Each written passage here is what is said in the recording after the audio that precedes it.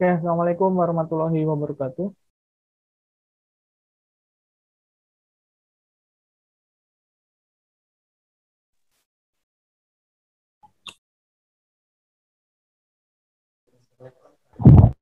Waalaikumsalam warahmatullahi wabarakatuh.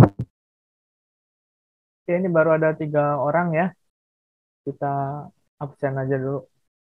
Septian sehat?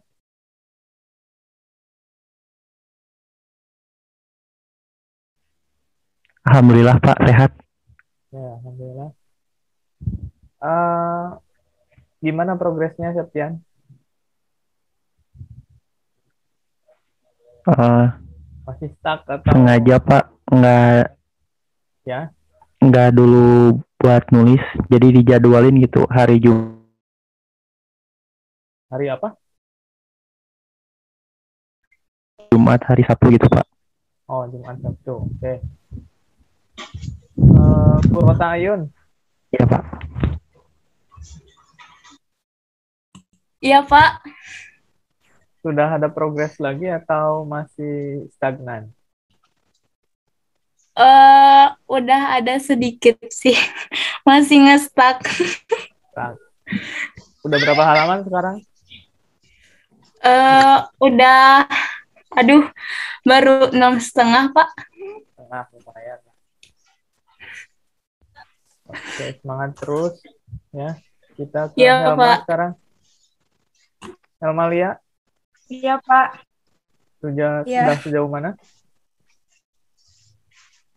belum jauh banget juga sih, Pak. Soalnya kan Hmm. kayak ada temen aku juga pijar. Aku kan kelas karyawan, terus pulang misalkan jam 5 mau ngerjain ini nih. Kadang udah ada nih, tapi lupa lagi kayak gitu. Sekarang baru beberapa halaman, gak terlalu banyak sih, Pak. Itu tantangannya berarti ya. Iya, Pak. Jadi kalau udah ada ide, di kerjaan udah ada ide nih.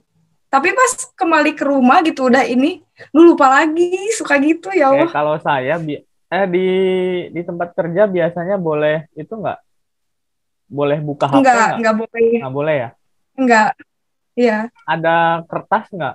Nggak boleh juga.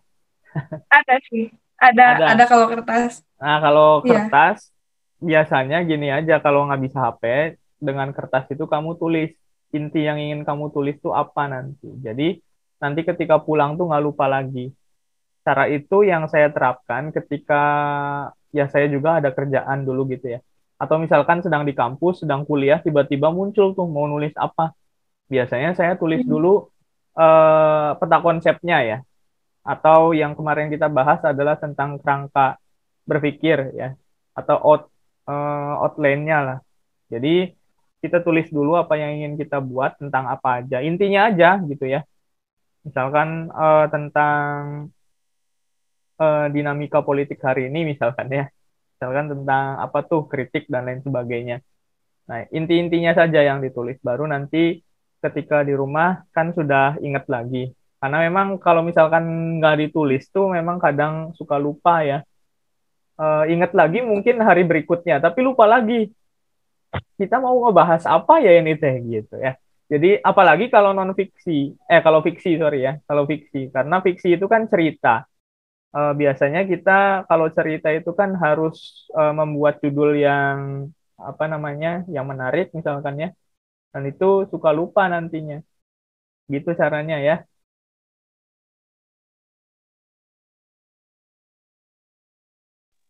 Iya, Pak. Oke, Fijar sekarang.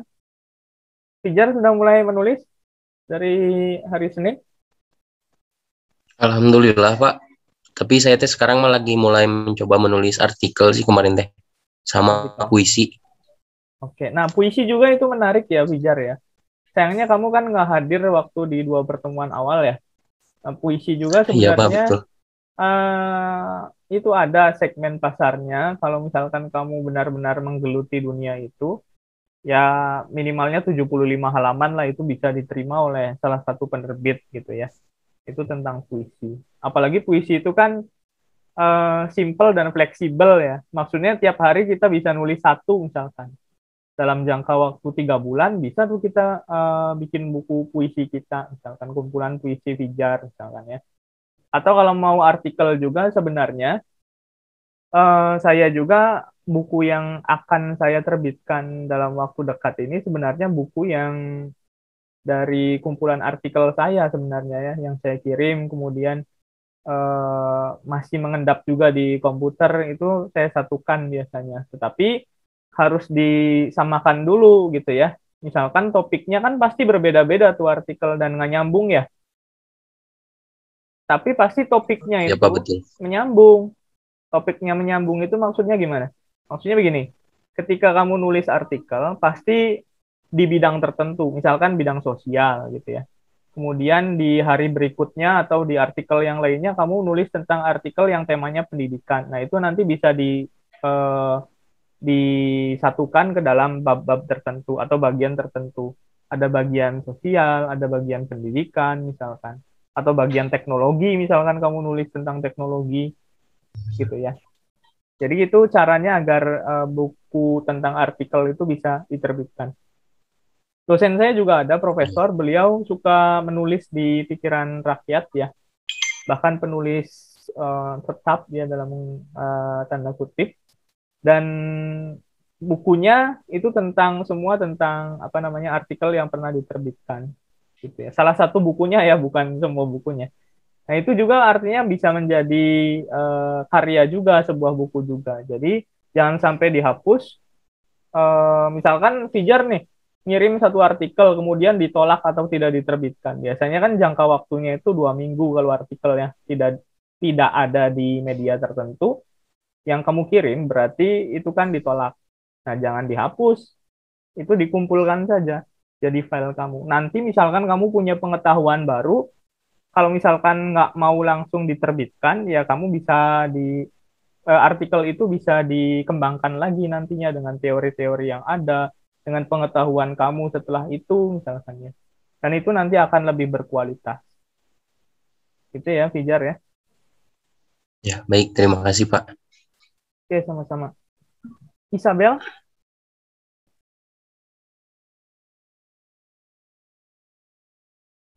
Iya, Pak. Sudah ada progres lagi, perkembangan? Udah, Pak, baru 10 halaman. Wow, 10 halaman. Lumayan lah ya. Ya, kalau novel remaja kan 75 tuh yang pasti terbit. Tapi tergantung kamu nantinya mau kamu menguji diri kamu ke penerbit yang selektif dan punya peluang untuk tampil di Gramedia, misalkan ya, buku kamu. Atau yang penting saya punya karya dulu deh, buku pertama mah gitu ya. Nah, itu cukup 75. Tapi ya kembali lagi kalau misalkan pilihannya adalah seleksi, ya buku yang harus diseleksi terlebih dahulu, ya minimal 100 sampai 150 lah ya. Jangan gini ya, saya komentari artikel kalian atau karya kalian, jangan kemudian kalian ngedrop, misalkan kemarin ada yang ngirim ya, siapa ya? Anissa atau siapa ya? Kemudian saya koreksi misalkan, jangan sampai akhirnya kalian, aduh malas nih banyak koreksiannya misalkan. Jangan seperti itu, jadikan apa yang sudah dikoreksi itu harusnya menjadi jalan kamu untuk lebih termotivasi lagi gitu ya. Apa yang saya lihat di artikel yang kemarin saya bahas itu sebenarnya, mohon maaf, di novel yang saya bahas itu sebenarnya ide ceritanya bagus ya, sangat bagus. Saya membaca sendiri, itu ikut seperti ikut merasakan di dalamnya ya, bagaimana kesedihan dia ditolak gitu ya, ditolak di perguruan tinggi negeri gitu ya. Tapi ya itu bagian dari hidup gitu ya. Jadi bukan berarti kita gagal di satu bidang itu bukan berarti sudah kelar semua gitu ya. Jadi kalau dalam Islam kan kita mengenal ada qada dan qadar ya. Kalau kita percaya bahwa itu adalah ketetapan Allah misalkan, dan ya pasti semuanya akan baik-baik saja, bahkan mungkin akan mendapatkan ganti yang lebih baik. Gitu. Jadi ini dalam dunia nyata dulu ya, kita bukan ke novelnya. Kalau novelnya ya silahkan digali sesedih mungkin, misalkan sampai orang yang baca itu bisa ikut merasakan di dalamnya, ikut sedih.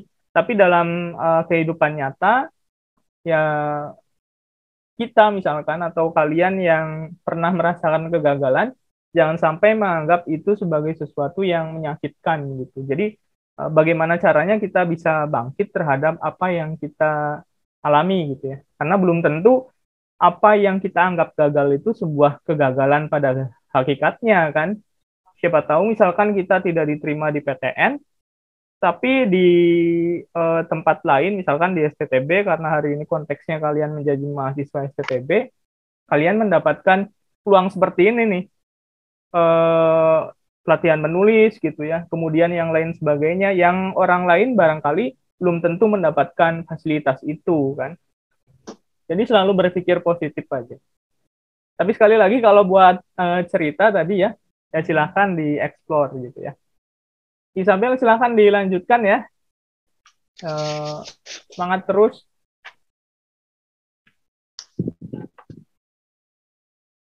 Oke, sekarang ke Lucy.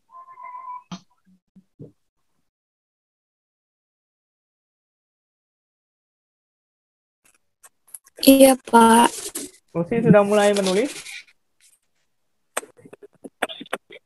Sudah, Pak, tapi masih di catatan. Soalnya kemarin belum sempat ini, Pak.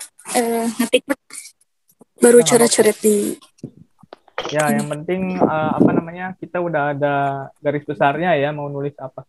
Bahkan saya sendiri pernah ketika kuliah dulu itu sambil mendengarkan dosen mengajar, saya tuh sambil kepikiran omongan beliau gitu ya. Maka sambil menulis tuh akhirnya, nulis salah satu artikel, kemudian setelahnya kuliahnya belum selesai, saya selesai nulis tuh satu artikel. Kemudian setelah pulang ke rumah, ya ini real ya, setelah pulang ke rumah atau ke kosan, kemudian saya menyalinnya di komputer, kemudian baru dikirim ke media. Nah, itu adalah salah satu cara agar waktu kita efektif. Kemudian pernah juga ketika ngawas tuh UAS ya, di sekolah ketika masih ngajar di sekolah. Ketika ngawas kan biasanya gabut ya. Ya kalian tahu lah gimana dosen atau orang yang ngawas gitu ya, guru yang ngawas tuh seperti apa. Nah, saya gunakan waktu itu selain ya sedikit-sedikit memantau juga, untuk menulis juga sama di kertas juga. Kan kalau di sekolah biasanya ada kotretan ya, kalau pelajaran matematika. Nah, saya gunakan kotretan yang masih tersisa itu untuk menulis. Di rumah, di kosan baru saya salin ke komputer gitu. Jadi manfaatkan waktu sebaik-baiknya gitu ya. Jadi jangan sampai, karena gini, menulis itu sebenarnya bukan kita yang menyediakan waktu atau bukan kita yang meluangkan waktu, tetapi kita harus menyempatkan ya. Ada waktu sedikit tulis nih. Misalkan tadi Helma kendalanya adalah di perusahaan misalkan ya. Ya tulis aja dulu intinya apa. Outline-nya seperti apa, kerangka berpikirnya seperti apa. Nanti baru di rumah dikembangkan lagi. Jadi ide kita itu nggak akan hilang. Karena ya namanya manusia ya, kadangkala kita 5 menit dalam 5 menit misalkan menemukan ide baru. Tetapi begitu jalan kemana, baru juga berapa detik, udah hilang lagi tadi, apa ya gitu. Jadi itu contoh apa yang harus kita tulis itu seperti itu ya. Oke, tadi Lucy ya. Sekarang Anissa. Anissa, sejauh mana Anissa? Iya Pak, masih stuck Pak, belum ada lagi ide. Belum ada lagi ide. Yang kemarin ngirim itu punya kamu bukan ya?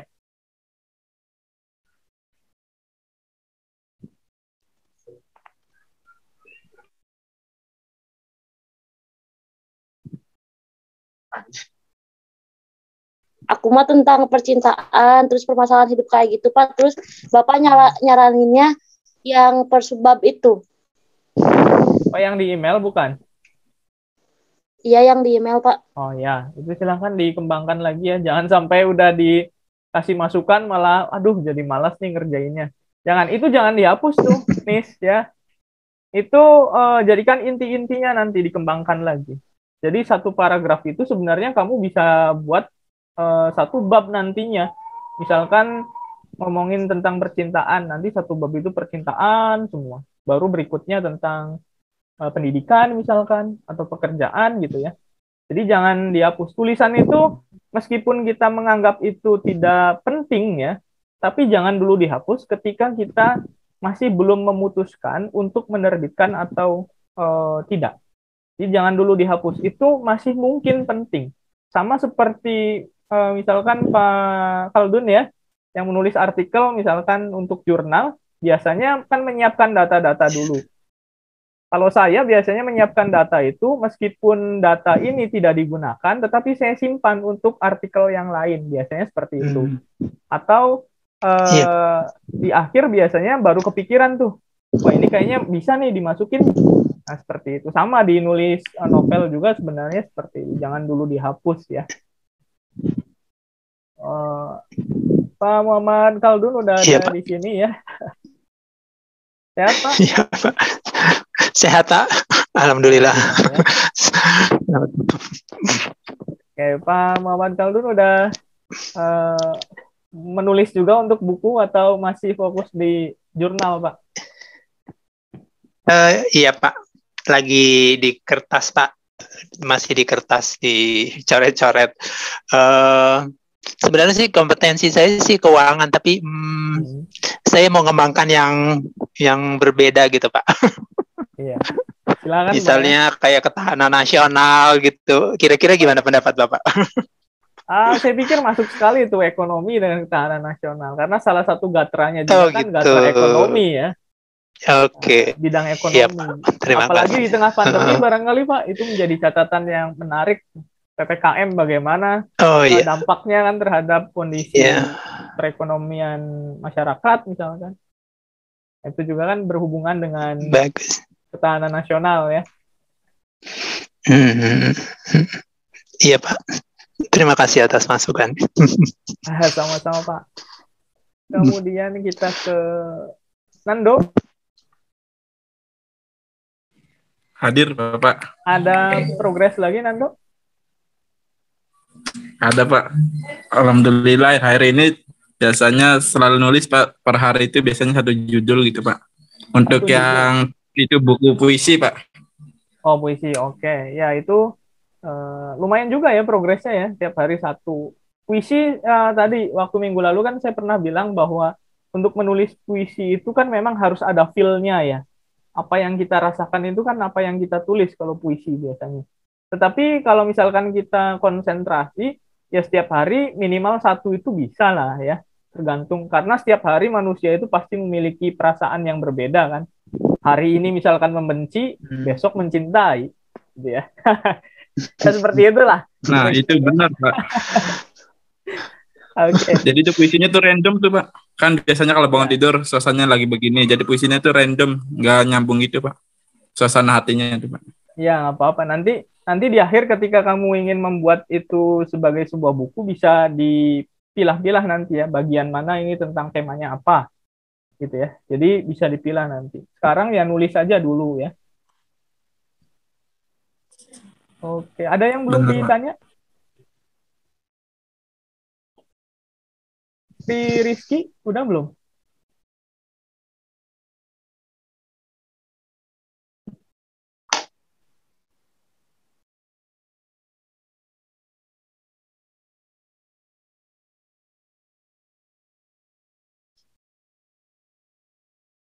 Halo, Sri Rizky?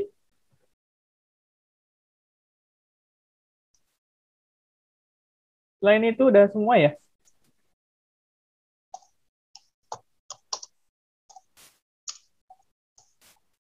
Oh, oke. Ada kendala teknis di Rizky.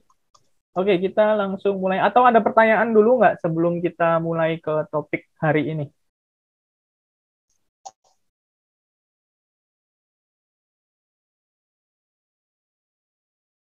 Saya ulangi ya, karena jaringan tidak stabil tadi. Ada pertanyaan dulu sebelum kita mulai topik hari ini?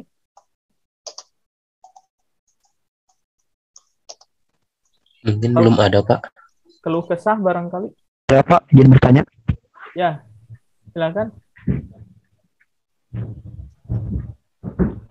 Ini, Pak, kalau misalkan kasusnya lagi sholat gitu, Pak.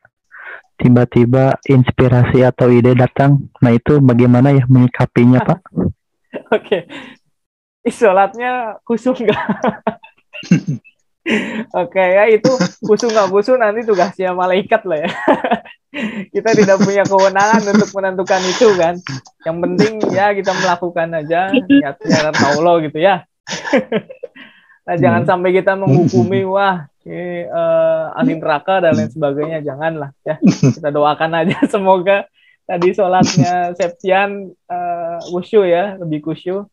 Kayak Septian, iya kadangkala memang ya bukan hanya Septian sendiri, saya yakin. Saya juga barangkali pernah mengalami, Pijar pernah mengalami, tadi yang ketawa-ketawa juga barangkali pernah mengalami. Nah, memang ketika sholat itu ya sesuatu yang sulit ya, harus fokus, tapi kadangkala pikiran itu masuk-masuk. Nah, itu khususon setan mengganggu ketika sholat ya. Spesies tersendiri itu. Tapi ya ini saya jawabnya sulit ya. Karena kan orang berbeda-beda. Ada yang setelah sholat itu berdoa dulu kan. Nah, untuk tipe yang seperti ini kan susah. Yang biasanya udah sholat berdoa dulu, ya mau nggak mau harus berdoa kan. Tetapi kalau misalkan doanya tidak terlalu lama misalkan ya, nanti aja doanya digabungin sama sholat asar misalkan zuhur gitu ya. Ya langsung nyari kertas kemudian tulis. Ini pertanyaan yang unik Septian nih. Tapi memang terjadi ya di kehidupan kita. Bahkan bukan hanya itu aja Septian ya. Kadangkala ketika Septian barangkali mohon maaf ya, berdiam di WC, kadangkala inspirasi juga datang kan. Atau sedang rokok dengan teman, misalkan di tongkrongan yang kita nggak bawa apa-apa, bawa HP doang, dan manfaatkan HP. Gitu ya. Tapi untuk tadi kasus lagi sholat itu, ini sesuatu yang sulit dijawab ya. Ya kembali lagi ke diri aja lah Septian. Kalau Septian setelah sholat tidak banyak aktivitas, ya bisa langsung ditulis tuh. Intinya apa ya? Itu ya Septian ya. Oke, ada pertanyaan lagi?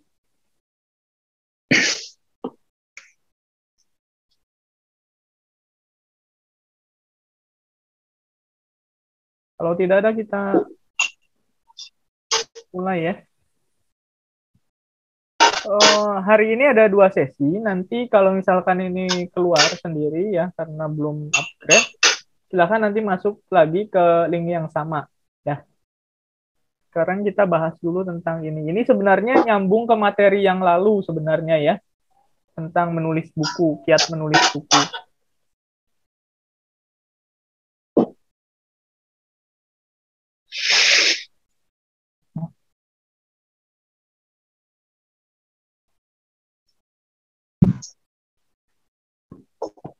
Oke.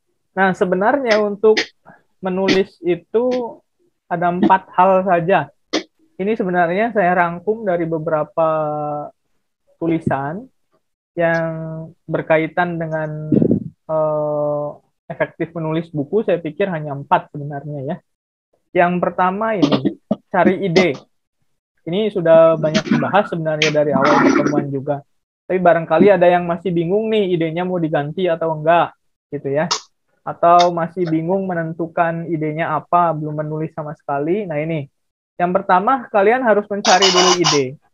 Ide itu bisa didapatkan dari merenung misalkan, ya, malam-malam hening, hujan. Nah gunakan tuh untuk merenung, misalnya, untuk berpikir, bukan untuk galau, ya. Nah itu merenung. Kemudian jalan-jalan.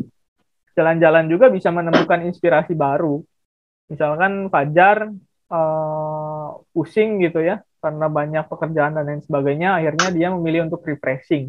Dalam waktu refreshing itu dia menemukan sesuatu yang unik yang bisa menjadi tulisan misalkan. Entah dia menemukan selebaran tentang apa dan menurut dia itu pantas untuk ditulis misalkan.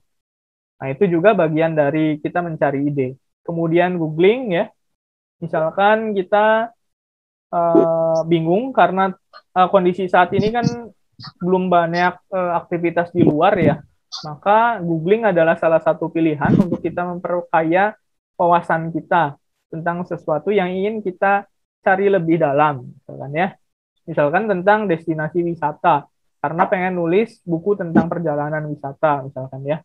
persiapan tuh sebelum kondisi kembali ke normal, udah disiapin dulu dari sekarang misalkan. Nah, itu dari googling. Kemudian sharing. Nah, sharing salah satunya dengan seperti ini, dengan saya bertanya, kemudian ada yang menjawab lagi gitu ya. Nah, itu bagian dari sharing. Atau dengan teman kalian. Bahkan dengan pasangan kalian juga ini bisa dilakukan. Saya kadangkala mencari ide itu dengan sharing dengan istri saya. Karena kebetulan saya satu bidang. Kemudian ya memang saya adalah orang yang suka menentukan keputusan bersama gitu, bukan sendiri. Bahkan sampai hari ini ketika saya menentukan keputusan yang berkaitan dengan hidup saya selalu berkomunikasi dengan orang tua saya gitu ya. Nah, itu bagian dari sharing tadi. Kemudian oh iya, satu lagi. Bahkan dari sharing ini akhirnya awalnya itu kan buku pertama saya itu akan diterbitkan di salah satu penerbit yang pasti terbit. Udah mau tanda tangan tuh kontrak ya. Tapi ketika saya konsultasi dengan orang tua saya, beliau membaca draftnya kan, perjanjian kontraknya itu seperti apa. Kemudian yang tadinya beliau menyarankan untuk nggak apa-apa, cetak aja 50 atau 100 eksemplar katanya. Gitu ya. Waktu saya masih baru lulus kuliah. Tapi kemudian ketika beliau melihat kontrak itu, beliau memutuskan sebaliknya. Oh jangan katanya, ini tidak menguntungkan. Coba aja cari penerbit lain. Bapak saya waktu itu bilang demikian. Akhirnya saya nyari-nyari penerbit yang lain. Alhamdulillah tuh ada penerbit yang mau menerbitkan naskah saya dengan revisi. Meskipun akhirnya saya harus menunggu selama 1 tahun untuk proses terbitnya itu ya. Bukan lamanya itu bukan di proses revisinya. Revisi saya kurang dari 1 bulan kelar, tetapi adalah menunggu waktu untuk diterbitkan. Karena waktu itu penerbit yang bersangkutan sedang melaksanakan proyek, ya, proyek percetakan. Saya sebagai penulis pertama kan harus menunggu dulu ya, harus tahu diri lah istilahnya. Tapi setelah itu luar biasa dampaknya adalah, ya alhamdulillah, meskipun sekarang terhambat dengan corona ya, atau COVID-19, pandemi sekarang, tapi suatu kebanggaan kan bisa sampai di Gramedia gitu ya. Nah itu tadi barangkali bagian dari ridho orang tua tadi ya. Makanya saya selalu sharing dengan orang tua. Kemudian pelatihan, nah seperti ini juga bagian dari cara kita untuk menemukan ide. Di tempat lain barangkali ada pelatihan-pelatihan yang berbayar. Saya bahkan pernah menemukan pelatihan yang nominalnya jutaan ya. Nah, untuk sekarang, untuk kalian, ya saya juga karena tidak ada waktu, karena banyak waktu luang gitu ya, kan sekarang di rumah aja, kemudian setelah UAS juga otomatis tidak ada banyak kegiatan, kecuali barangkali ya sambil menulis juga, kemudian belajar juga persiapan untuk CPNS, karena tahun lalu saya gagal tuh. Di SKB saya gagal. Dudi berhasil kemarin ya, Kang Dudi itu lolos. Saya kalah dengan mahasiswa yang sedang S3. Ya saya tahu diri lah. Makanya nggak mengajukan sanggah, karena beberapa universitas, bahkan hampir semua universitas sekarang ketika ada mahasiswa S3 gitu ya pasti didahulukan gitu ya. Jadi ya sekarang harus berjuang lagi. Dan waktu itu ya saya gunakan untuk berbagi dengan kalian, dan saya juga semoga masih bisa gitu ya untuk terus melakukan hal seperti ini di universitas lain misalkan, atau dengan kawan-kawan kalian yang belum pernah mengikuti ini. Jadi dampaknya juga kan akan besar, karena kegiatan sosial seperti ini kan harus terus dilakukan ya. Kegiatan sosial bukan hanya kita memberikan makan gratis misalkan, tapi apapun yang kita miliki kita bisa berbagi, ya kita bagi. Gitu ya. Karena tidak ada balasan kebaikan kan kecuali kebaikan pula. Gitu. Oke, kita balik lagi. Pelajari gaya menulis. Nah ini, kita harus tahu dulu atau harus menentukan dulu fiksi atau non fiksi. Setelah itu kita tentukan lagi, kalau fiksi berarti bermajas atau biasa aja gitu ya, datar lah ceritanya. Kemudian setelah itu menggunakan tanda kutip atau istilah-istilah gitu ya, atau normal saja, datar saja.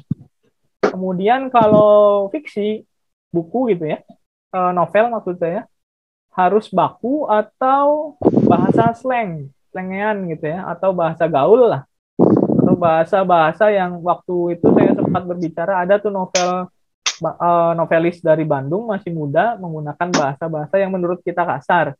Tetapi dalam suatu karya biasanya kita tidak menganggap itu sebagai sesuatu yang kasar ya, karena ada juga tuh profesor ya yang dalam kesehariannya sangat soleh, tetapi tulisannya itu sangat frontal misalnya. Nah, itu adalah bagian dari karya sebenarnya. Sisi lain lah, kita menganggapnya sisi lain dari seorang penulis. Kemudian kita juga harus menetapkan target. Nah, ini penting nih. Hari apa, bulan apa, tahun berapa, naskah kita ini harus terbit. Nanti ada penjelasannya lah tentang ini. Begitupun dengan atur jadwal menulis ya. Setelah kita menetapkan target, kita harus mengatur jadwal menulis kita. Apakah setiap hari, seperti waktu itu saya kemukakan ke kalian, berarti berapa halaman tuh per hari? Ataukah per pekan atau 1 minggu? Dalam 1 minggu saya harus menulis berapa halaman misalkan. Ini untuk kesibukan yang benar-benar super sibuk lah ya. Nah, ini bisa per pekan. Kemudian setelah itu juga harus ditentukan juga tuh berapa halaman atau berapa topik per hari atau per pekannya. Jadi ada target-target tertentu yang harus kita capai. Ya, nanti setelah ini selesai semua dan pelatihan ini selesai, dan baru beberapa bulan kemudian, misalkan 3 bulan kemudian, naskah kalian sudah selesai, nggak apa-apa, hubungi saja saya ya untuk mencari penerbit. Nah, ini cari penerbit gampang, ada mahasiswa menulis ya. Oke, jadi inilah pentingnya sharing seperti ini ya. Atau nanti saya membaca dulu draft kalian seperti apa, kira-kira ada peluang di penerbit yang selektif itu di penerbit mana, karena tetap saja berbeda-beda tuh. Penerbit yang konvensional atau selektif itu memiliki penilaian yang berbeda. Ada yang super ketat, ada yang sedang gitu ya. Ada yang masih memperbolehkan dengan catatan tertentu, misalkan kayak kita bimbingan skripsi aja misalkan ya. Atau kalau siswa ya bimbingan proposal misalkan ya. Nah, itu contohnya. Nah, ini berkaitan dengan novel ya. Ini saya ambil dari penerbit The Publish. Nanti kalian bisa lihat di sini. Ini ada alamatnya. Novel itu menghayati ya. Salah satu intinya adalah kita bisa menghayati apa yang kita tulis. Coba lihat bagian kiri dan kanan. Ini ada satu perbedaan. Padahal inti yang ingin ditulis itu sama. Tidak menghayati, jeruk itu berwarna kuning, tergeletak di atas meja, rasanya kecut dan tidak segar, berfungsi untuk menyembuhkan sariawan. Ini tidak menghayati, ini ibaratnya orang yang sedang marah lagi ditanya ya. Menjelasinya to the point aja ya. Tetapi coba lihat yang menghayati. Menghayati ini tanpa jeruk tergeletak di atas meja, kayu lapuk ya, menjelaskan dengan sangat detail. Bahkan ya dihayati tadi, warnanya masih kuning, mengkilam, tidak kuasa, ingin segera mengupas kulit kuning tebal. Setiap kali dibuka, tercium rasa khas jeruk yang memancing kelenjar liur keluar. Di samping rasanya yang segar, jeruk memiliki khasiat sebagai penyembuh sariawan. Nah, ini kalau digambarkan, kalau ini seperti orang marah, ini orang yang sedang jatuh cinta ya. Mau ngomong A saja sampai ke Z jadinya. Ini deskripsinya itu panjang. Nah, ini pentingnya kita untuk menghayati kalau yang ditulis adalah sebuah novel. Sebentar ya.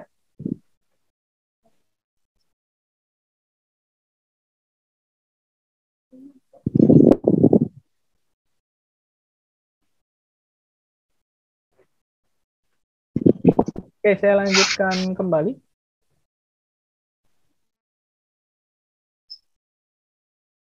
Di sini kalian bisa membaca nih, menulis buku tanpa penghayatan akan terasa hambar, kering, dan membosankan. Ya. Sebuah ide yang biasa-biasa saja, jika selama proses penyampaian Anda menjiwai dan mendalaminya, pembaca akan merasakan emosi. Nah, ini pentingnya kita menghayati suatu buku atau naskah yang kita ketik. Kalau dalam peran itu kan penghayatan itu bisa membuat orang lain juga ikut emosi kan. Bagaimana kalian nonton drama, bahkan sampai menangis, ikutan menangis gitu ya. Kesel ikutan kesel, marah ikutan marah. Nah, itu adalah bagian dari penghayatan peran. Tetapi kalau menulis, nah bagaimana kita menghayati tulisan demi tulisan kita itu benar-benar dijiwai dengan sangat luar biasa gitu, sehingga ketika pembaca membaca tulisan kita juga akan merasakan emosi di dalamnya, entah itu senang, kesal, ikut gundah gulana juga barangkali gitu ya. Jadi emosi dalam menulis buku menjadi penarik rasa ketertarikan. Ini juga kadang menjadi penentu kualitas naskah kita. Siapa tahu nanti dari kegiatan ini ada yang novelnya bahkan bisa difilmkan barangkali ya. Kan kita tidak tahu. Maka ya kita berjuang saja semampu kita gitu ya.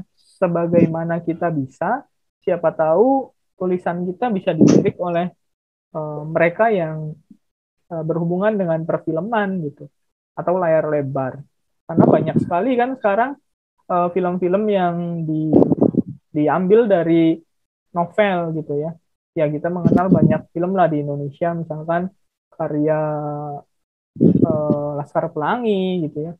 Kemudian di luar negeri juga ada J.K. Rowling dengan Harry Potter-nya, itu kan menghasilkan proyek miliaran ya kalau misalkan kita ketahui. Jadi menulis sebenarnya kalau kita benar-benar menjiwai tadi, bukan hanya menghayati soal ini, tapi menjadikan itu sebagai salah satu yang menarik, maka kita juga akan mendapatkan impact-nya atau dampaknya nanti.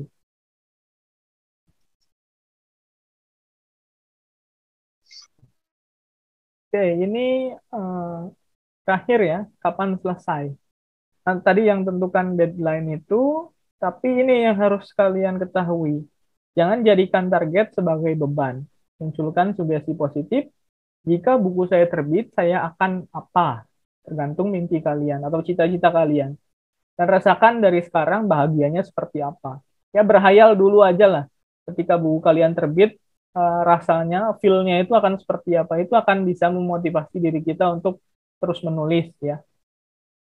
Hal tersebut akan membuatmu semangat, bukan menjadi beban. Jangan sampai menulis itu menjadi beban. Kalau menulis menjadi beban, berhenti dulu. Jangan lanjutkan, karena nanti tidak akan bagus. Hasil tulisannya juga tidak akan bagus, kemudian mental juga berpengaruh. Oke, ini kita keluar dulu ya. Nanti silakan langsung masuk lagi. Siap. Yang ada pertanyaan, siapkan dari sekarang barangkali. Nanti begitu masuk, tinggal bertanya saja.